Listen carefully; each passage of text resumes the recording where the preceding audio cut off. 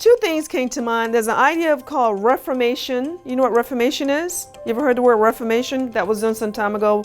The Catholic Church with Martin Luther, the great Reformation movement in changing how things are being done. Reformation versus transformation. And in this workshop series about how to live life abundantly involves a process, not necessarily reformation, but a process of transformation. So let's talk a little bit about what Reformation is. And I have some notes so that I make sure I get all this correctly done.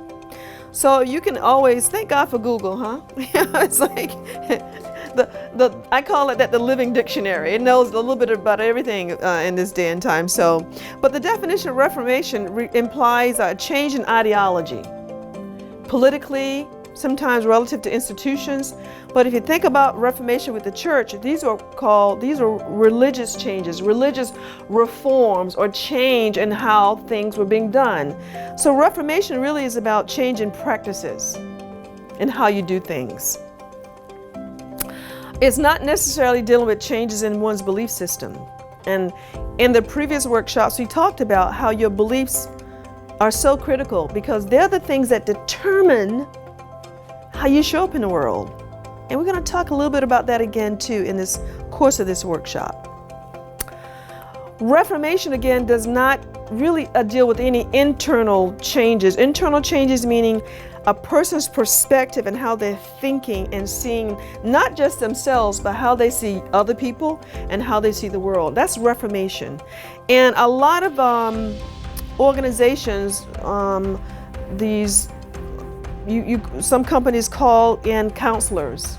I'm sure in your business, Crystal, you've had outside consultants come in and work with your employees on different levels, right? They have all these processes where they're trying to deal with behavior of the employees. Do you have that in your company? Sometimes you have outside consultants come in, or even internally, you have training, employee training. Don't you have those meetings, those wonderful, delicious meetings, employee meetings? Don't you just love them? Oh my goodness.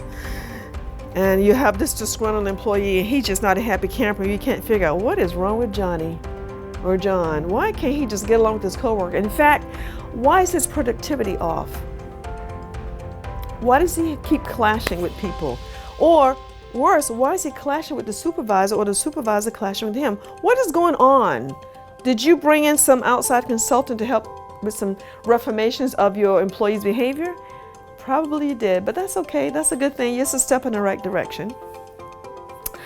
But let's look at transformation. Transformation is a little bit different from reformation. Transformation involves a complete metamorphosis from the inside out.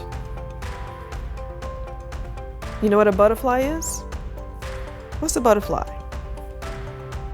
So what's a butterfly? You can. What's a butterfly? Yes. It's an insect, but it is an insect, and it could taste delicious if you were a bird. But there. What was a butterfly before it became a butterfly? It was a caterpillar. That is correct. So, in order for a caterpillar to become a butterfly, does it go through a reformation? What does it go through? A total transformation, because it morphed. It completely changed, not just from the outside, but from the inside as well. And so transformation, in fact, the transformation of that butterfly started from the inside. It produced silk to weave what do you call it? A cocoon. I call it a cocoon. It's actually called something else, which I can't remember what it's called at the moment. But it encapsulates itself into this cocoon, for lack of a better word. And in that cocoon, that worm, that caterpillar starts changing. But again, the change is started from the inside, and then it shows up on the outside. And pretty soon it breaks out of I think it's called a chrysalis.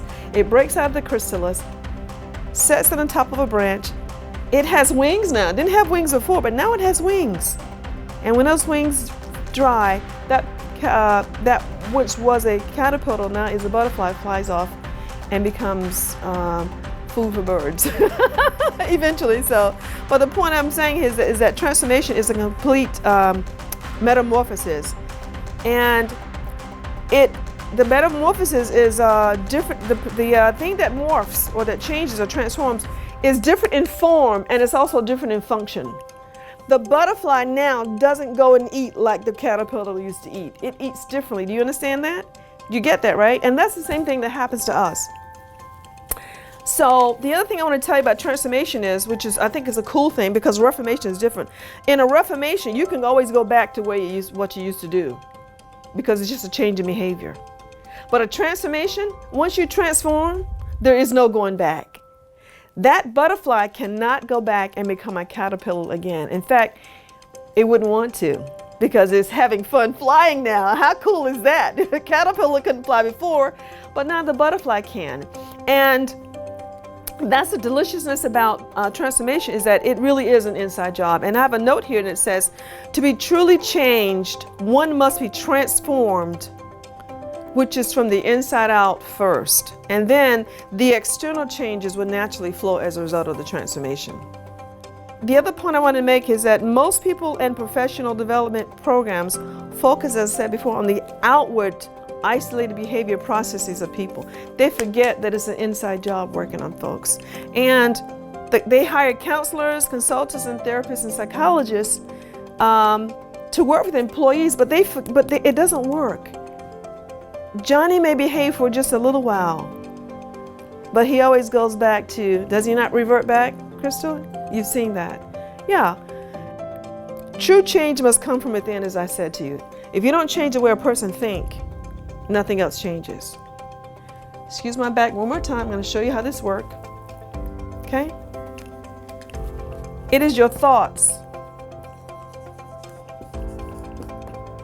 that leads to your perspective. Perspective is how you see the world. It's how you see yourself first. And all those lead to how you're going to act, how you're going to show up, how you're going to behave.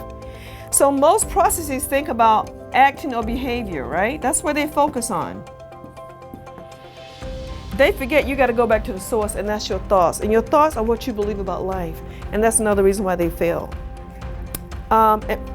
So the thing we did earlier with the meditation and breathing, there's something about meditation, which I won't get into in this particular class because we can have a whole workshop about meditation.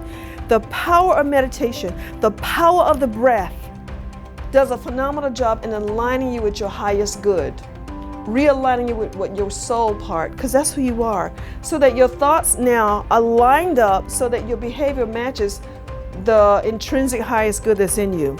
And most programs that people are involved in don't deal with that because they don't have a perspective of that.